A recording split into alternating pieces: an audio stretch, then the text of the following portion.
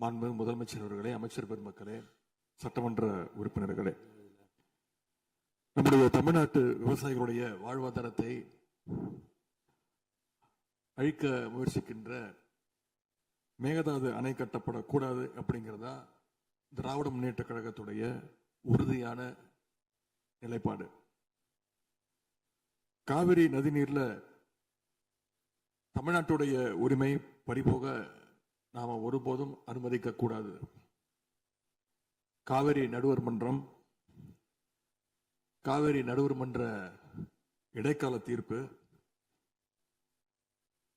இறுதி தீர்ப்பு, உச்ச நீதிமன்றத்துடைய இறுதி தீர்ப்பு,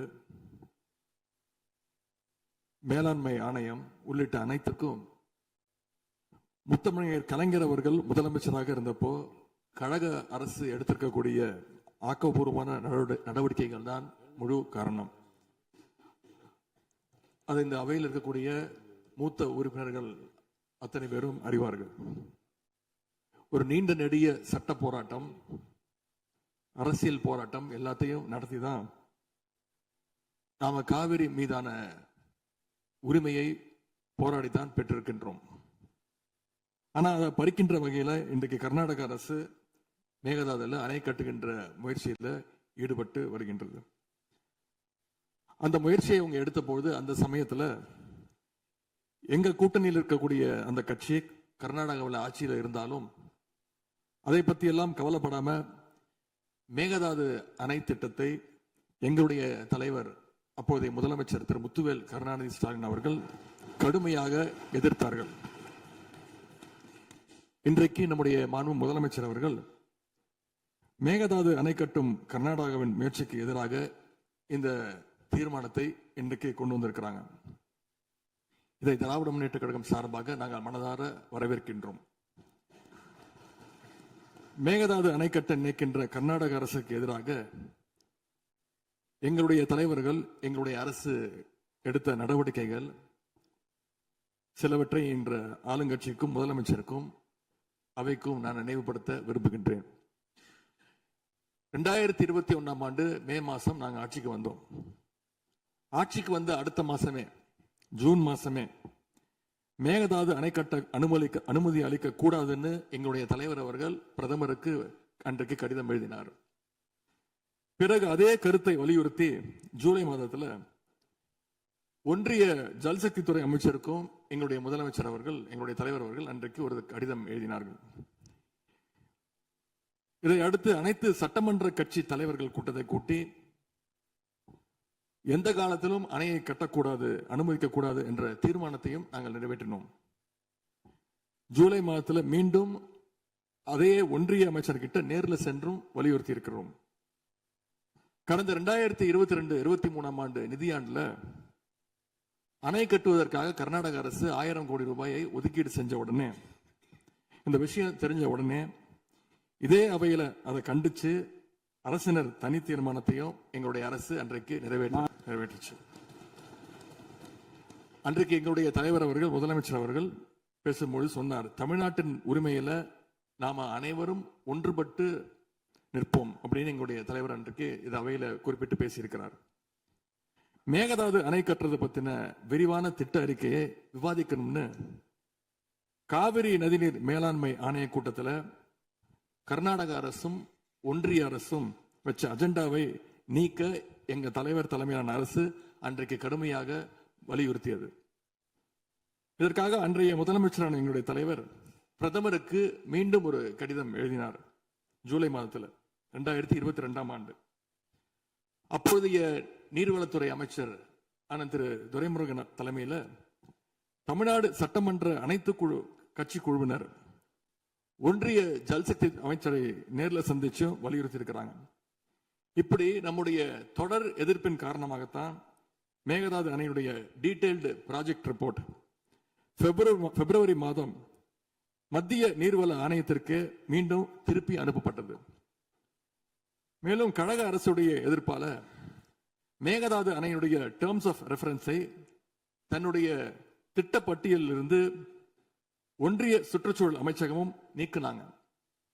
அது மட்டும் இல்லாமல் 2024 நவம்பர் மாதம் ஒன்றிய சுற்றுச்சூழல் அமைச்சர் எங்களுடைய அரசினுடைய நீர்வளத்துறை அமைச்சருக்கு ஒரு கடிதம் அனுப்பியிருந்தார். அவர் எழுதியிருக்கக்கூடிய அந்த கடிதத்தில் இரு மாநிலங்களுக்கு இடையே சுமூக தீர்வு எட்டப்பட்ட பிறகுதான், அதாவது டேர்ம்ஸ் ஆஃப் ரெஃபரன்ஸ் அனுமதி பற்றி ஆலோசிக்கப்படும் என்று அந்த கடிதத்தில் குறிப்பிட்டு எழுதியிருக்கின்றார். மேகதாது அணை தொடர்பாக கர்நாடக அரசு விரிவான திட்ட அறிக்கை, டீடைல்டு ப்ராஜெக்ட் ரிப்போர்ட் சமர்ப்பிக்கல அப்படிங்கிறது தான் எங்களுடைய கழக அரசு இருந்த வரையிலான நிலைமை. திராவிட முன்னேற்ற கழக அரசும் எங்களுடைய தலைவரும் தைரியமாக தமிழ்நாட்டின் எதிர்ப்பை பதிவு செஞ்சதுனால தான் இது சாத்தியமாச்சு என்பதை இந்த மாமன்றத்தில் நான் மீண்டும் பதிய வைக்க விரும்புகின்றேன். இன்னொரு முக்கியமான விஷயம் என்னன்னா, சென்ட்ரல் வாட்டர் கமிஷன், மத்திய நீர்வள ஆணையம் 2018 ஆண்டு தேதியிட்ட 2018 ஆண்டு 22/11 தேதியிட்ட கடிதம் மூலமாக கர்நாடக அரசுக்கு சில முக்கியமான நிபந்தனைகளை அறிவிச்சிருக்கிறாங்க.